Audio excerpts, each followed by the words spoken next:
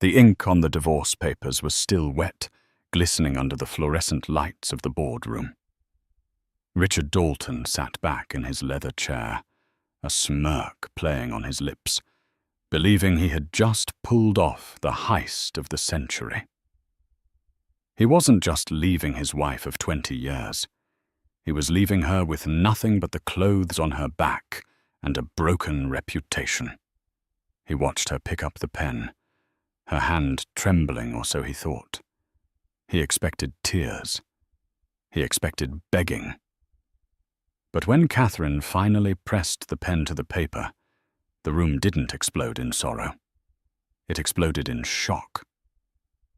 With a single elegant loop of her signature, the balance of power didn't just shift, it shattered. Richard thought he was signing a divorce decree. He didn't realize he was signing over his entire empire. Richard Dalton adjusted the cuffs of his bespoke Brioni suit, staring out from the 45th floor of the Dalton Holloway skyscraper in downtown Chicago. The city looked like a circuit board from up here, a grid of energy that he felt he controlled. At 52, Richard was the epitome of American corporate success. He was handsome in a silver fox sort of way, ruthlessly efficient, and as of this morning, ready to cut the final tether to his past. "Is the paperwork ready, Bradford?" Richard asked, not turning away from the window. Bradford Keynes, a lawyer whose morality was as flexible as his hourly rate, sat at the mahogany conference table. He tapped a manicured finger on the thick stack of documents. "Ironclad Rick. We've leveraged the pre-ENUP from 2004.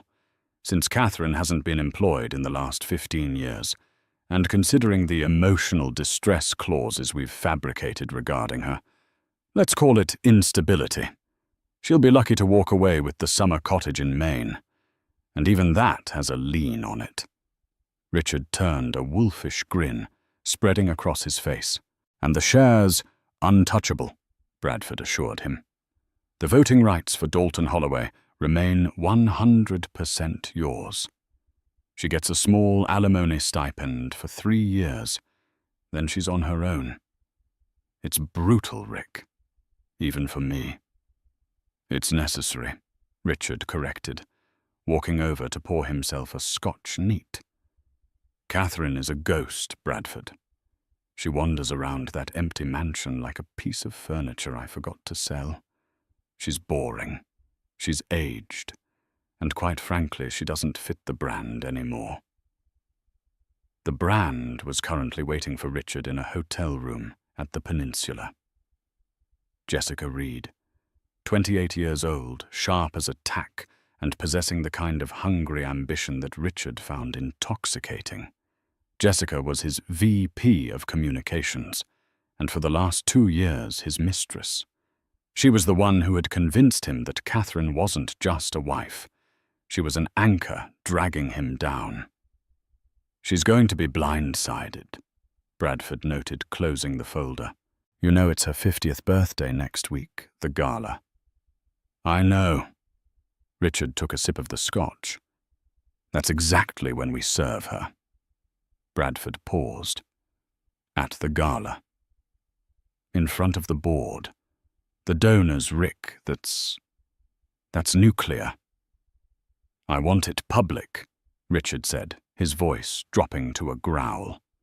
"I want witnesses. I want her to be so humiliated, so broken, that she signs whatever we put in front of her, just to make the staring stop. If we do it in private, she'll fight. She'll get her father's old cronies involved. But if I break her publicly, she'll fold." It was a cruel calculation, but Richard Dalton hadn't become a billionaire by being kind. He had married Catherine Holloway 20 years ago, when she was the shy, soft-spoken daughter of the company's founder, old man Elias Holloway. Elias was dying, and he needed a shark to run the company and protect his little girl. Richard had played the part of the devoted protégé perfectly. He married Catherine, took the CEO spot when Elias died, and slowly, methodically erased the Holloway name from the letterhead, replacing it with his own. He thought he had erased Catherine too. He thought she was just a socialite who lunched, gardened, and looked the other way. He was wrong. 3 miles away, in the sprawling estate of Lake Forest, Catherine Dalton sat in her greenhouse. The air was thick with the scent of orchids and damp earth. She wasn't crying. She wasn't pacing. She was pruning a bonsai tree with the precision of a surgeon. "Ma'am?" Catherine didn't flinch. She snipped a microscopic twig before turning to face her housekeeper, Mrs. Gable. "Yes, Martha. Mr. Dalton called. He said he won't be home for dinner. Again. Something about the Asian markets opening." Catherine smiled, but it didn't reach her eyes. It was a practiced expression, a mask she had perfected over 2 decades of high society dinners. "Of course. Thank you, Martha. Actually, could you call Emily? Tell her to meet me in the library in an hour. Use the burner phone." Martha's eyes widened slightly, but she nodded.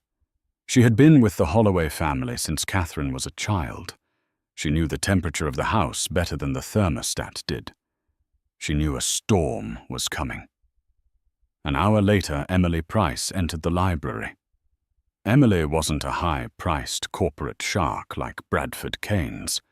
She was a contract lawyer who specialized in estate law, a woman who wore tweed jackets and comfortable shoes. She had been Elias Holloway's personal attorney, and his father's before him. "He's moving, isn't he?" Emily asked, sitting in the wing-back chair, without waiting for an invitation. Catherine poured tea from a silver service. Her hands were steady. "He's liquidating assets in the Cayman accounts. He transferred the deed to the Aspen Lodge to a shell company yesterday, and Jessica Reed posted a photo on Instagram, wearing a ring that looks suspiciously like my grandmother's emerald captioned New Beginnings." Emily sighed, taking a file out of her briefcase. "The man is as subtle as a brick through a window. He thinks you're stupid, Cat." "He relies on it," Catherine said softly.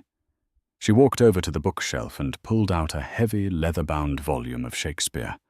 Behind it was a safe. She spun the dial, left, right, left. April 12th, 19. The day her father died.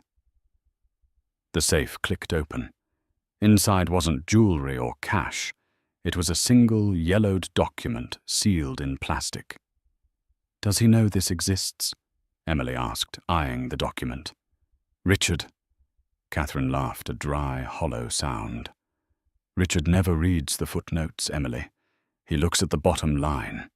He thinks he took over my father's company because he was the chosen heir. He forgets that my father was a paranoid genius who trusted no one. Not even me, initially." Catherine placed the document on the table. It was the original charter of the Holloway Trust, dated 3 days before her marriage, to Richard. "He's going to serve me at the gala," Catherine stated, her voice devoid of emotion. "He wants a show. He wants the poor Richard, saddled with a crazy wife narrative to play out in the press." Emily adjusted her glasses. "If he serves you there, and you sign the separation agreement he's drafted, are you sure about the timing?" "The timing has to be perfect," Catherine said, her eyes finally showing a glint of steel.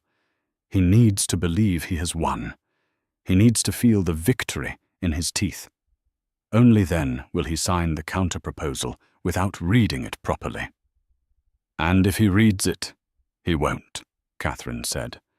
"Because I'm going to give him exactly what he wants. I'm going to give him his freedom. I'm just going to change the price tag." The Dalton Holloway Charity Gala was the event of the Chicago social season. The grand ballroom of the Palmer House Hotel was dripping in crystals and gold. 500 of the city's elite were there. Senators, tech moguls, old money families, and the vultures of the press. Richard stood at the center of the room, holding court. He looked magnificent in a tuxedo that cost more than a mid-sized sedan. Beside him, hovering just close enough to signal intimacy, but far enough to maintain plausible deniability, was Jessica Reed. She wore a red dress that was a declaration of war. Catherine arrived 20 minutes late. She wore black. Not a mourning dress, but a sleek architectural velvet gown that hugged her frame and pooled at her feet. She wore the Holloway diamonds, a necklace of staggering weight that had belonged to her great-grandmother. When she entered the room, went quiet. She looked regal, untouchable. Richard's jaw tightened. He had expected her to look frumpy, tired. Instead, she looked like a queen arriving to an execution. "She looks good," Jessica whispered, her voice laced with acid. "She looks like a relic," Richard snapped. He signaled to a man in a cheap grey suit standing near the orchestra pit. The process server. The music swelled. Richard took the microphone. "Ladies and gentlemen, thank you all for coming tonight to support the Arts Initiative. It has been a year of great change for Dalton Holloway. Innovation, growth, and looking toward the future." He made eye contact with Catherine, who was standing by the champagne tower. She raised her glass to him. "However," Richard continued, his voice taking on a somber, fake tone, "personal growth is also important. Sometimes paths diverge." This was the cue. The man in the grey suit walked across the dance floor. The crowd parted. The silence was deafening. He stopped in front of Catherine. "Catherine Dalton?" the man asked loudly. "Yes," she said, her voice calm. "You are served." He thrust a thick envelope into her hands. Gasps rippled through the room. A flashbulb went off, then another. It was a firing squad of cameras. Richard watched from the stage, feigning a look of regret. There it is, he thought. The breakdown. But Catherine didn't break down. She looked at the envelope, then looked up at Richard. She didn't scream. She didn't throw a drink. She simply nodded, as if she had just been handed a dry cleaning receipt. She walked up the stairs to the stage, the crowd parting for her, like the Red Sea. Richard stiffened. This wasn't in the script. She was supposed to run away crying. Catherine reached the microphone. She placed the envelope on the podium. "Richard has a flair for the dramatic," she said into the mic, her voice smooth and amplified across the hall. "He always did love a captive audience." She turned to him, and for the first time Richard saw something in her eyes that scared him. It wasn't fear. It was pity. "I accept your terms, Richard," she said loud enough for everyone, including the press, to hear. "In fact, I anticipated them. My lawyer, Ms. Price, has the countersigned documents ready in the lobby. We can finish this tonight." She turned back to the crowd. "Enjoy the veal. It's excellent." And with that, she walked off the stage and out of the ballroom, leaving Richard standing there with a microphone in his hand, and a room full of people wondering who had actually just won the exchange. "What the hell was that?" Jessica hissed, grabbing Richard's arm as he stepped off the stage. "She's bluffing," Richard said, wiping sweat from his brow. "She's trying to save face. She said she accepts the terms. That's all that matters. Let's go to the boardroom. I want this done tonight before she changes her mind." The boardroom at the hotel was cold. Richard, Bradford, Jessica, Catherine, and Emily sat around the table. The festive sounds of the gala were muffled by the heavy doors. "Standard separation," Bradford said, sliding a new document across the table. "As served. You vacate the Lake Forest property within 30 days. You waive all rights to future earnings of Dalton Holloway. You retain your personal jewelry and the main cottage." Catherine didn't even look at the paper. She looked at Richard. "I'll sign it." "Just like that?" Richard asked, suspicious. "No fight for the pension? No alimony negotiation?" "I'm tired, Richard. Catherine said, sounding genuinely exhausted. "I just want out. I want to be done with you with her." She gestured vaguely at Jessica. "And with this life. But I have one condition." "Condition?" Bradford bristled. "You're not in a position to make demands, Mrs. Dalton." "It's a small one," Emily interjected, speaking for the first time. She slid a single sheet of paper across the table. It looked old. "Catherine wants to sever all ties, completely. That includes the Holloway Family Administrative Trust. She wants her name removed from it, entirely. She wants you to take full ownership of the trust and its liabilities." Richard frowned. He remembered the Holloway Trust. It was some archaic vehicle Elias had set up to manage the groundskeeping staff and the family mausoleum. It was a nothing entity. "That's it." Richard laughed. "You want me to take over the gardening bills? Fine. I'll take the trust. Put it in the agreement." "It's already there," Emily said, pointing to page 45, paragraph C. "Clause transfer of governance. Richard Dalton assumes full executive control and sole beneficiary status of the Holloway Family Administrative Trust and all assets and clauses contained therein." "Done," Richard said. He grabbed his Mont Blanc pen. "Read it, Rick," Bradford warned lazily. He skimmed the paragraph. "It looks standard, just transferring a trust entity, no financial exposure listed." Richard looked at Catherine. She was staring at her hands. She looked defeated. "I've won," he thought. "She's handing me everything, even the scraps." He signed the divorce decree with a flourish. Then Catherine took the pen. She signed her name. Catherine Holloway. Not Dalton. As soon as the ink dried, the atmosphere in the room shifted. Catherine sat up straighter. The slump in her shoulders vanished. She closed her eyes for a second, took a deep breath and opened them. They were clear, bright, and terrifyingly calm. "Thank you, Richard," she said. "You have 30 days to move out." Richard gloated, standing up and buttoning his jacket.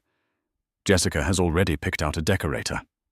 "Actually," Catherine said, remaining seated, "you have 30 minutes." Richard froze. "Excuse me." Emily Price opened the folder she had been guarding. She pulled out the yellowed document from the safe, the one Catherine had shown her in the greenhouse. "You just signed the transfer of governance for the Holloway Trust," Emily said, her voice sharp. "You assumed all clauses contained therein. Did you ever bother to read the original 1999 Charter of the Holloway Trust, Mr. Dalton?" "It's a gardening fund," Richard scoffed, though a cold knot was forming in his stomach. "No," Catherine said softly. "It's a holding company. My father didn't trust you, Richard.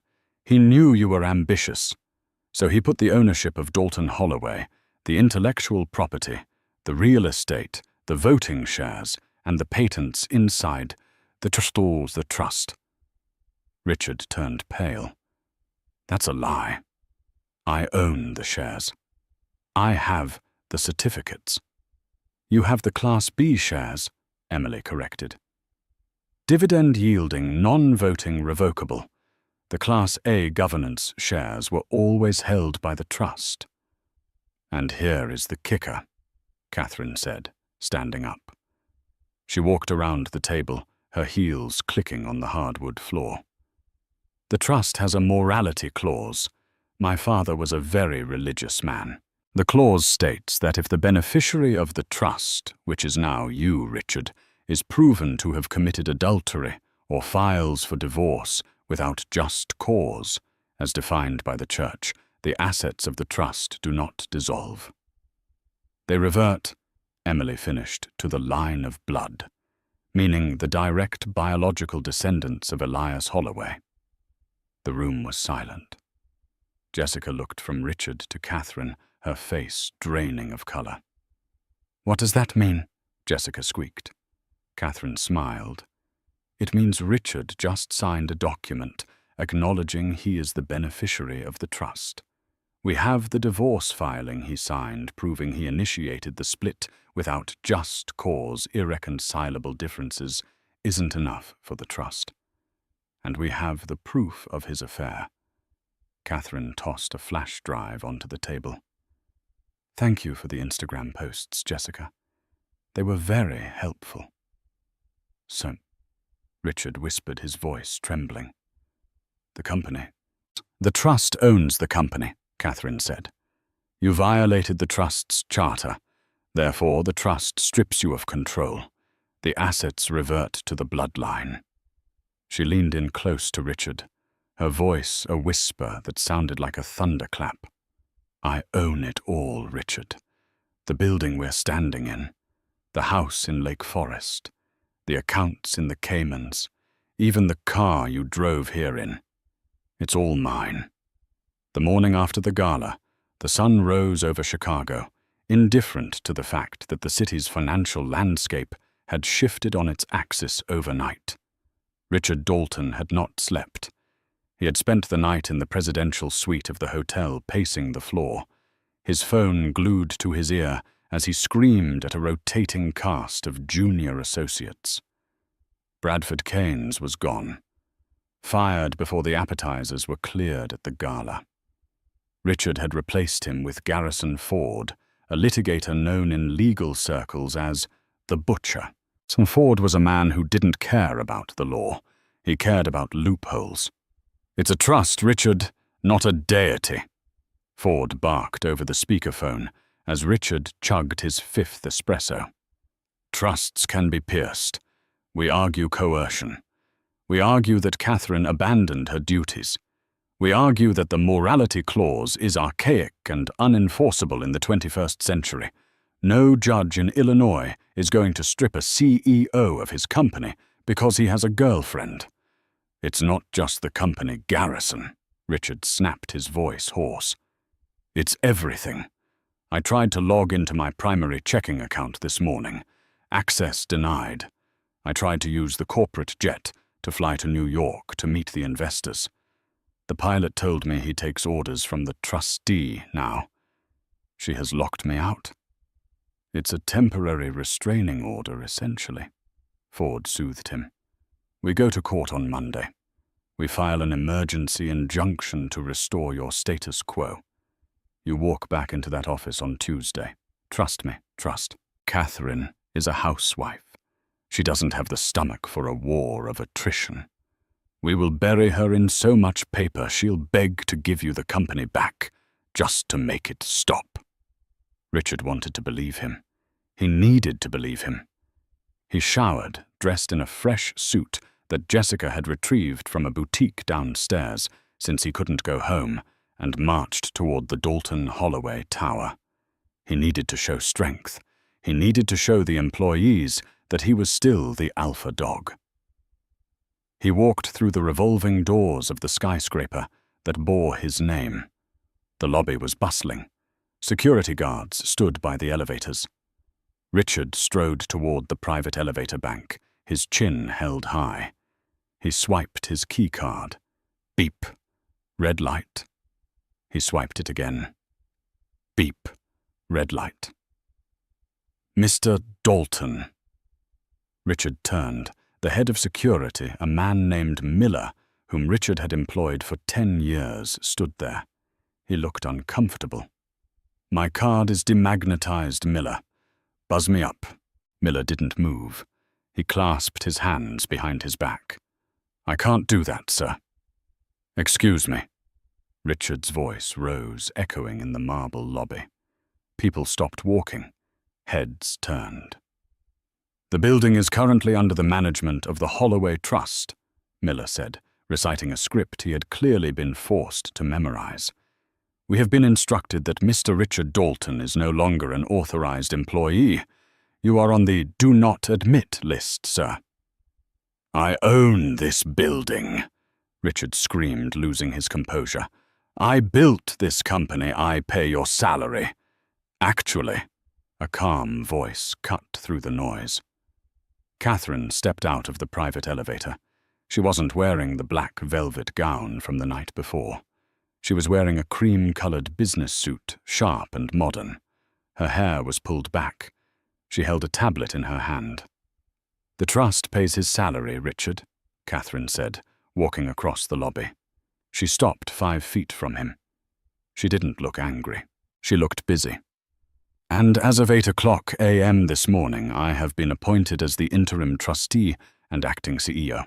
You," Richard laughed, a manic, desperate sound, "you haven't worked a day in 20 years.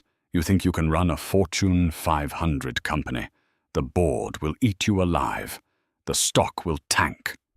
"The stock is up 4% since the market opened," Catherine said, glancing at her tablet. "Apparently the market reacts well to ethical restructuring. And the board, I had breakfast with them.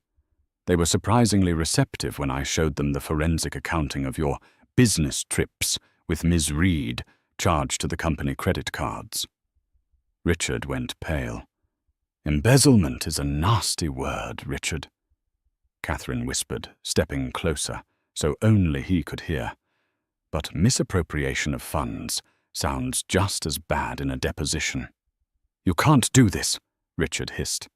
"I already did," Catherine replied. She turned to Miller. "Please escort Mr. Dalton off the premises. If he returns, call the police." "Yes, ma'am." Miller stepped forward, his hand resting on his taser. "Sir, please." Richard looked around. His employees, people he had terrorized and belittled for years, were watching. Some were recording on their phones. There was no sympathy in their eyes, only the morbid curiosity of watching a king fall. Richard turned and walked out the revolving door, spinning him back out onto the cold street. The emergency hearing, 3 days later, was supposed to be a formality, according to Garrison Ford. It turned into a spectacle. The courtroom was packed. The press had smelled blood in the water. The headline, "Billionaire Locked Out by Scorned Wife," was too good to pass up. Judge Henrietta Vance presided. She was a no-nonsense woman with a reputation for despising corporate arrogance. Garrison Ford stood up, buttoning his jacket. "Your Honor, this is a simple case of a vindictive spouse weaponizing an obsolete family trust to hold a public company hostage. My client, Richard Dalton, is the sole reason Dalton Holloway exists in its current form. To strip him of his assets based on a morality clause from the 1990s is not only absurd, it is unconstitutional." Ford was good. He was passionate. He painted Richard as the victim of an archaic, puritanical trap. Then it was Emily Price's turn. "Your Honor," Emily said, adjusting her glasses, "the defense argues that Mr. Dalton built the company. We do not deny his effort. We deny his ownership. The trust is clear. But we are not just here to enforce the morality clause. We are here to enforce the intellectual property assignment." Emily turned to the gallery. "Mr. Dalton believes that even if he loses the company, he can simply start over. He believes he owns the patents for the new eco-battery technology, that the company is about to launch a technology projected to be worth billions."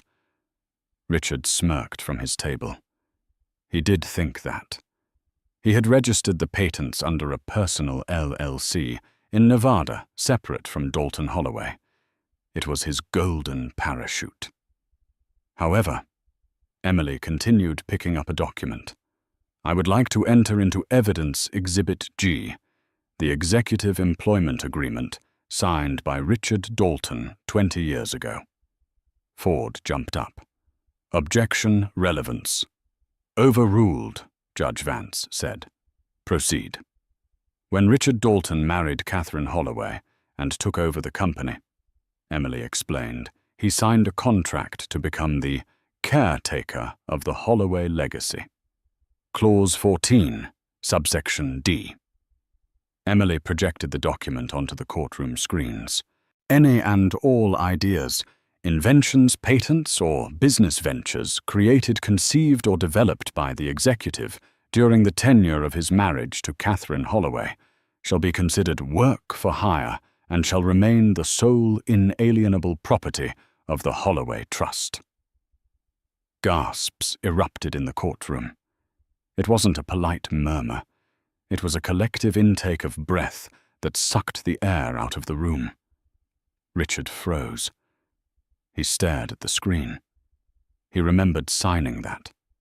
He had been 29, hungry, and in love, or at least in love with the idea of being rich. He had signed it without thinking, believing he would never divorce Catherine, or that he would eventually bully her into changing it.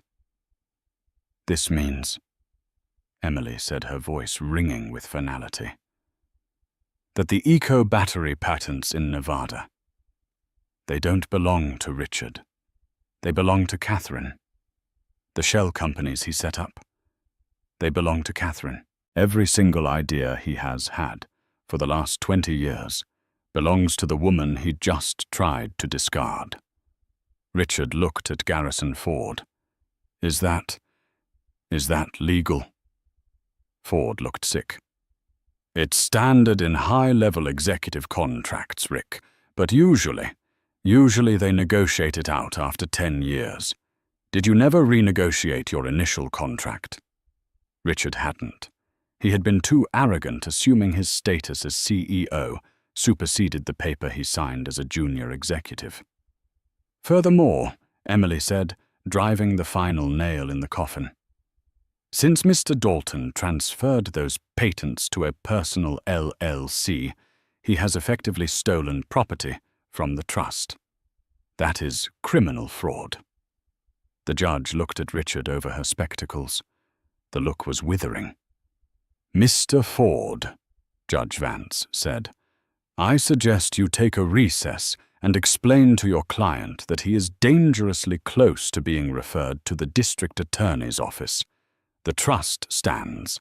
The assets revert. Mrs. Dalton, excuse me, Mrs. Holloway retains full ownership." The recess was a bloodbath. Richard and Ford retreated to a small consultation room. The air conditioner hummed, but Richard was sweating through his shirt. "We settle," Ford said, loosening his tie. "Right now. You give up the fight for the company. You give up the patents. We beg for a cash settlement so you don't go to jail for fraud." "I have nothing," Richard whispered, staring at the wall. 20 years. I have nothing." "You have your freedom," Ford said dryly.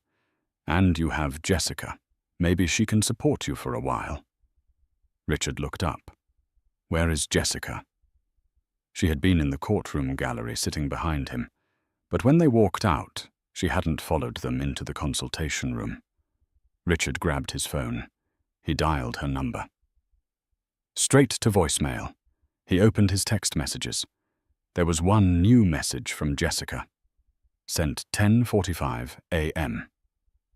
"Rick, I just spoke to my lawyer. Given the fraud allegations regarding the patents, I can't be associated with you. It would kill my career in PR. I'm flying to LA. Don't contact me. I'm sorry. Jay." Richard stared at the phone. He laughed. It was a broken, jagged sound. The woman he had destroyed his marriage for, the woman he had risked his empon for, had fled the moment the check bounced. The door to the consultation room opened. It wasn't Ford returning. It was Catherine. She entered alone. She closed the door and locked it. Richard looked at her. He expected her to gloat. He expected her to scream. Instead, she sat down opposite him. She looked calm, composed, and terribly sad. "Why didn't you just ask?" she said quietly. "Ask what?" Richard rasped. "If you were unhappy. If you wanted to leave. Why did you have to try to destroy me? Richard, why did you have to humiliate me?" Richard put his head in his hands. "Because I was afraid of you.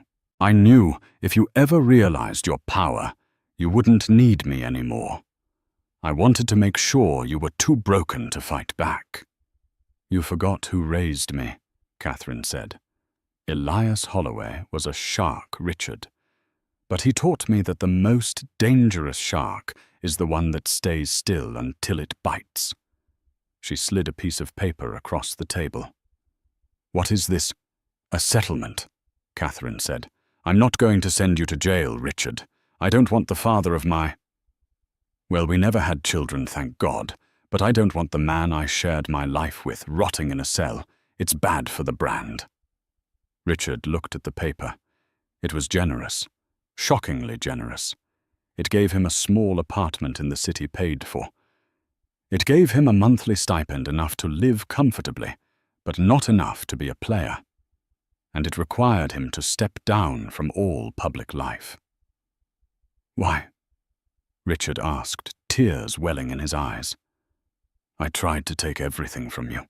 Because I'm not you," Catherine said, standing up. "And because the best revenge isn't seeing you suffer. It's seeing you irrelevant. Sign it, Richard, and then disappear." Richard signed. His hand shook. The confident signature from the boardroom was gone, replaced by the scrawl of a beaten man. The transition didn't happen overnight. It was a slow, grinding tectonic shift that reshaped the Chicago skyline. 1 year had passed since the gavel fell in Judge Vance's courtroom. 12 months since the name Dalton was scraped off the bronze placards of the skyscraper on Wacker Drive, replaced by the elegant, understated typography of the Holloway Group. For Catherine, it had been a year of breathless acceleration. For Richard, it had been a year of suffocating stillness. It was a Tuesday morning in late October, the kind of Chicago day where the wind whipped off the lake with the force of a physical blow. Inside the 45th floor boardroom, however, the air was still and scented with fresh lilies. Catherine sat at the head of the table. The heavy mahogany chair once Richard's throne had been replaced. Catherine preferred a sleek, ergonomic Eames chair, something modern, functional, and transparent. "The Q3 projections for the eco-battery division are conservative," Catherine said, her voice cutting through the room. She didn't shout. She didn't need to. When she spoke, the room leaned in. Around the table sat 12 board members. 6 of them were new appointees, women and men from diverse backgrounds, experts in renewable energy and ethical governance. The other 6 were holdovers from Richard's era men in grey suits who still looked at Catherine as if she were a temporary glitch in the system. George Langley, a man who had been Richard's golf partner for 15 years, cleared his throat. He tapped his pen on the table, a nervous tick that Catherine had learned to ignore. "Catherine." Langley started, his tone patronizingly soft. "We all appreciate the enthusiasm behind the Green Initiative. But let's be realistic. The Asian markets are volatile. Richard always said that pivoting away from the core logistics model was suicide. We're exposing the company to unnecessary risk." The room went quiet. The ghost of Richard Dalton had just been invoked. In the early days, this would have silenced Catherine. It would have made her doubt her instincts. Today, she simply took a sip of her sparkling water. "Richard also said that the internet was a fad. In 1998, George," Catherine replied, her eyes locking onto his. A few of the newer board members stifled chuckles. "And Richard leveraged this company's assets to fund personal vanities, leaving us with a debt-to-equity ratio that was frankly embarrassing. My enthusiasm, as you call it, has reduced that debt by 40% in 8 months. She swiped her tablet, projecting a graph onto the smart glass wall. The line was green, and it was climbing steeply. "The eco-battery isn't a risk," she continued, standing up and walking to the window. She looked out at the city she now effectively helped power. It's the future. We secured the government contracts yesterday. The Department of Defense is our primary client as of 8:00 a.m. this morning. Langley's jaw dropped. The DoD contract. But Richard spent 5 years trying to land that. Richard tried to bribe his way into that contract. Catherine corrected, turning back to face them. I earned it. The sheer efficiency of the Holloway tech speaks for itself. We are no longer a logistics company that dabbles in tech. We are an innovation firm that masters logistics. She placed her hands on the table, leaning forward. Now, if there are no further nostalgic anecdotes about my ex-husband's failed strategies, I'd like to move to the vote on the expansion of the Lake Forest Research Facility. Do I have a motion? So moved, 3 people said in unison. Seconded, Langley mumbled, defeated. As the meeting adjourned and the suits filed out, Emily Price remained. She was no longer just an outside counsel. She was the chief legal officer. She looked tired, but victorious. You eviscerated him, Emily noted, organizing her files. Langley is going to retire within the month. I can feel it. Good, Catherine said, rubbing her temples. I need people who look forward, not backward. Speaking of the past, has the transfer been finalized? Emily paused. She knew what Catherine was asking. Yes, the monthly stipend was deposited into Richard's account this morning. The settlement agreement is fully executed. You don't have to think about him anymore, Cat. Catherine looked at the empty chair at the end of the table. I don't think about him, Emily. I just want to make sure he stays gone. 3 miles north, in a neighborhood that was respectable but far from luxurious, Richard Dalton sat in a booth at a diner called Lou's. The vinyl seat was cracked, pinching his thigh. The coffee in front of him was lukewarm and tasted faintly of dish soap. He wore a suit, but it was one of his older ones, a charcoal grey number that was slightly too large now. He had lost weight. Stress had carved hollows into his cheeks, and his once immaculate silver hair was thinning, lacking the expensive salon treatments he used to receive bi-weekly.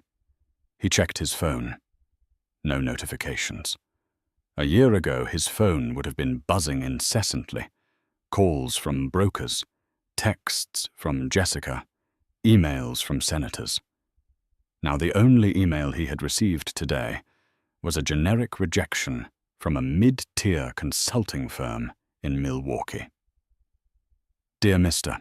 Dalton, while your experience is impressive, we feel your management style does not align with our current company culture. Code for, we know you're toxic, Richard muttered, deleting the email. He picked up the local newspaper left on the table by a previous patron.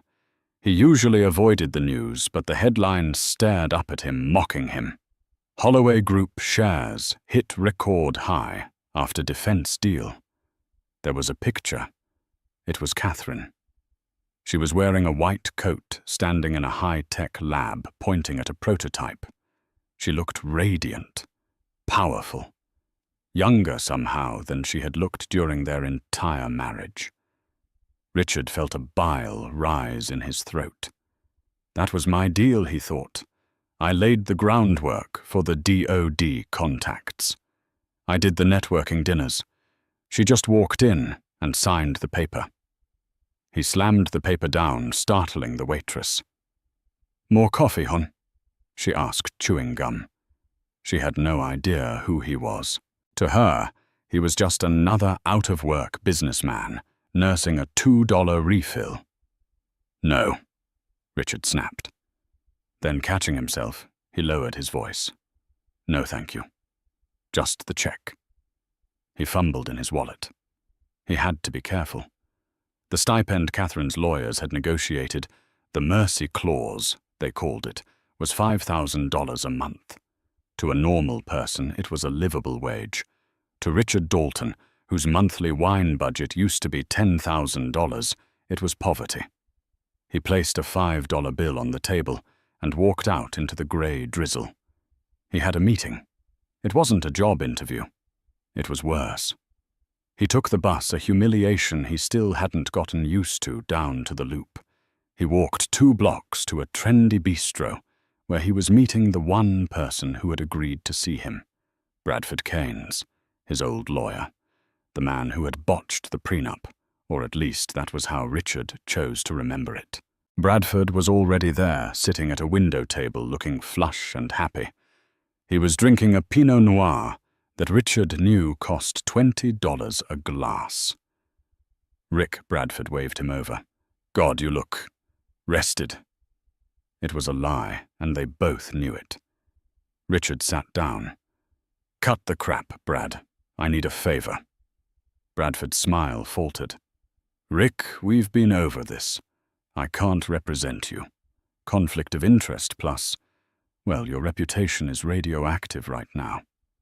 "I don't need representation," Richard hissed, leaning in.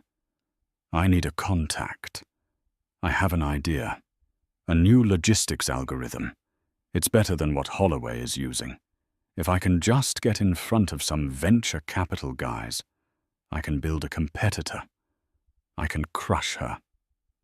Bradford sighed, putting his wine glass down. He looked at Richard with a mixture of pity and annoyance. "Rick, stop. It's over." "It's not over. I built that empire." "You managed it," Bradford corrected. "Elias Holloway built it. Catherine saved it. And you—" "You're done, Rick. Look, I didn't come here to talk business. I came here to give you a heads up. Professional courtesy." "Heads up on what?" Bradford gestured toward the door. "Don't look now, but Jessica is back in town." Richard's heart hammered against his ribs. Jessica, the woman who had abandoned him the moment the assets were frozen, the woman he still stupidly dreamt about. Does she want to see me?" Richard asked, his voice trembling with a pathetic hope. Bradford grimaced. "Not exactly. She's engaged, Rick." Richard felt the blood drain from his face. "Engaged to who, some influencer?" "No," Bradford said, taking a long sip of wine. "To Marcus Thorne." Richard gripped the edge of the table. Marcus Thorne was Richard's nemesis, the CEO of Thorne Logistics, his biggest rival for the last decade. A man Richard had insulted publicly a dozen times. "She's with Thorne," Richard whispered. "They're getting married next month, at the Four Seasons. It's going to be the wedding of the year. And Rick, she's using the story. She's pitching a memoir. Surviving the Tyrant, My Escape from Richard Dalton." The room spun. It wasn't enough that he had lost his money, his company, and his wife. He was now the villain in someone else's fairy tale. He was the punchline. Richard stood up, his legs shaking. "I have to go." "Rick, sit down. Have a drink," Bradford called out. But Richard was already pushing through the door, stumbling back out into the cold, wet reality of a city that no longer cared if he lived or died. That evening, the atmosphere at the Lake Forest estate was worlds away from Richard's despair. The estate which Richard had always found drafty and depressing was alive with light. Lanterns hung from the ancient oak trees.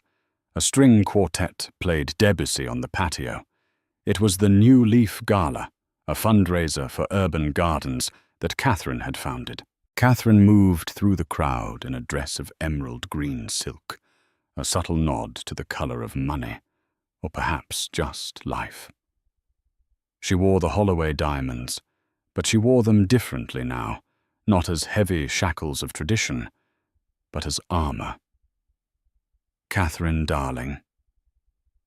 She turned to see Emily Price approaching with a glass of champagne. Next to her was the mayor of Chicago. "Mr. Mayor," Catherine smiled, shaking his hand. "I hope you're enjoying the evening." "It's spectacular, Ms. Holloway," the mayor said. "And I must say the city is grateful for the job creation your new facility is promising. 500 jobs. 600, Catherine corrected gently. And full benefits. We believe that a secure workforce is a productive one." "Remarkable," the mayor beamed. "If only more CEOs thought like you."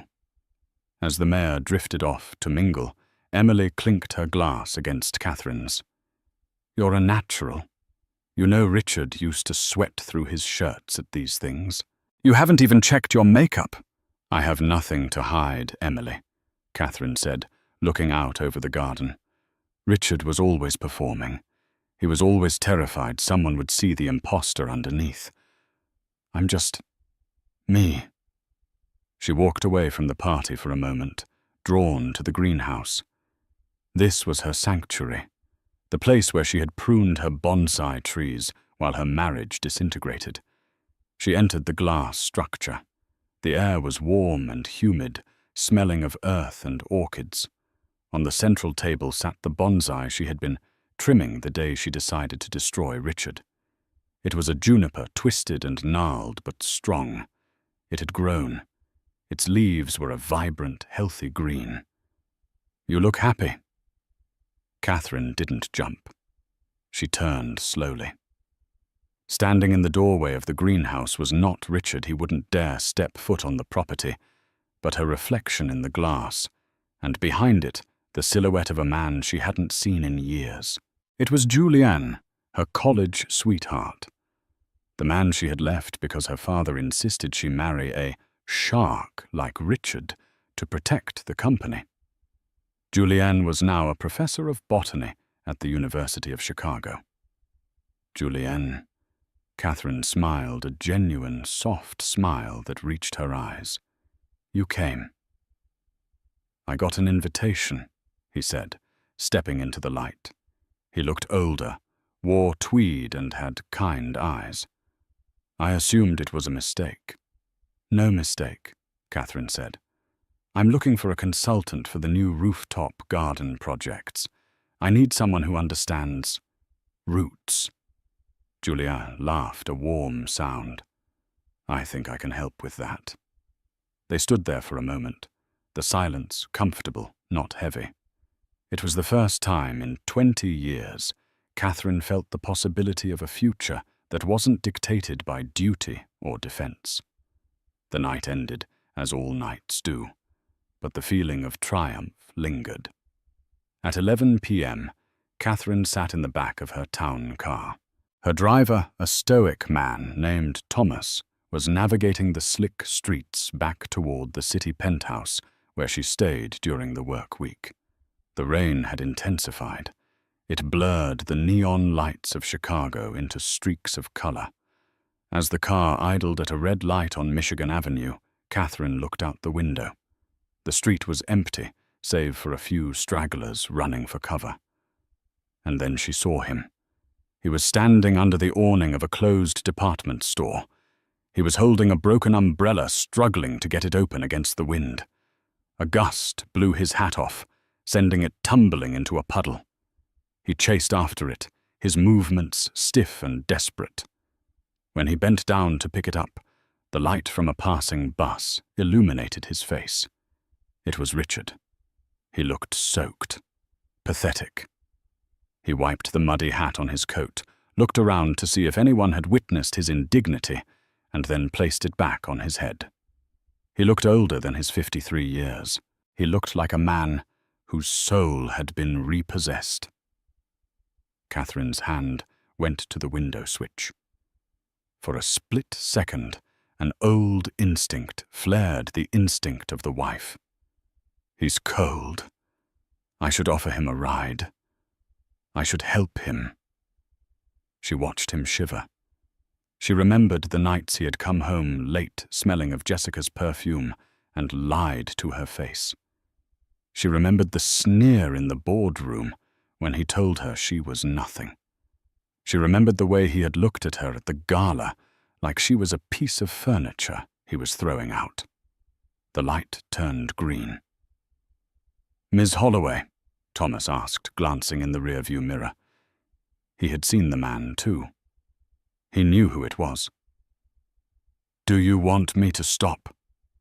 Catherine looked at Richard one last time. He was staring at the ground, defeated, waiting for a bus that would take him to a lonely apartment in a life he hated. He wasn't a monster anymore. He was just a man who had made a bet against the wrong woman. Catherine inhaled. The air in the car smelled of expensive leather and her own lavender perfume. It smelled of freedom. "No, Thomas," Catherine said, her voice steady and final. "Keep driving." She turned away from the window opening, her tablet to review the morning's agenda. The car accelerated smoothly, the tires hissing on the wet pavement, leaving Richard Dalton behind in the rain, a small grey figure disappearing into the rearview mirror, and then into the past. The story of Catherine Holloway isn't just about a divorce. It's about the reclamation of self. Richard Dalton spent 20 years building a fortress of arrogance, never realizing that the foundation Catherine was the only thing holding it up. When she walked away, she didn't just take the money. She took the gravity that held his world together.